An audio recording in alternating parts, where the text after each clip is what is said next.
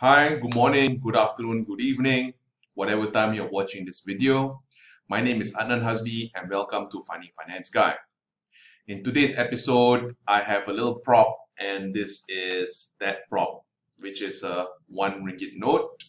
And what this is basically is cash at hand. As an accountant, we will classify that as an asset. And the mindset we had around money is that the more money you had in your bank, the more wealthier you are as a person. So being a young accountant, I remembered talking to some of my accounting friends, and what they would used to do is they would just hoard money. They would just save and save and save and save, and they will not spend any money on unnecessary things. And to a more extreme extent, some of them did not want to spend any money on books, and they did not want to spend any time to improve themselves. Me, however, I had a slightly different philosophy on things.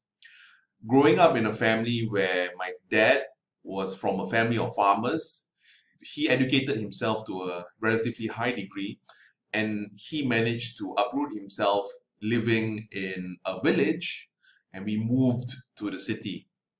And part of the reasons is education allows social mobility.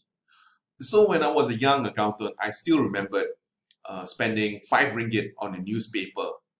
And to put things into perspective, a regular newspaper would cost 1 ringgit, and I would spend 5 times more for a financial newspaper. And there are times when I used to spend hundreds of dollars buying financial books, while my friends would keep that money and allow that money to compound in the bank. So, needless to say, I felt that I was way behind in the financial curve, and there were times I was very frustrated. Having said that, however, 3 years down the road, after picking up all the financial skills and through the books I've read and also through the newspapers, as soon as there was a job offer in one of the financial companies, I tried to take that particular job and I got the job. While the friends that didn't want to spend the time or the efforts to improve themselves, they moved very little. Maybe from a junior associate to maybe a senior. But they were essentially doing the same thing. Fast forward another 12 more years. So 15 years in total. Today, as you guys know, I am teaching online and I'm doing what I like, which is I am on this mission to fight financial illiteracy. And as some of you guys may know, I come from a background where some of my family members are still in rural Malaysia, and a lot of them do not have the financial literacy. And today, some of my aunts and uncles at the age where they should retire, they are asking for some help and some support from other family members. So that really broke my heart, and I made it a mission to fight this thing.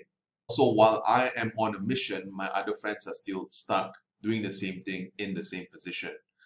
Although they may probably be from a junior executive, maybe right now they are maybe CFOs for certain organizations. Having said that, however, when I talk to them, they have a sense of being stuck.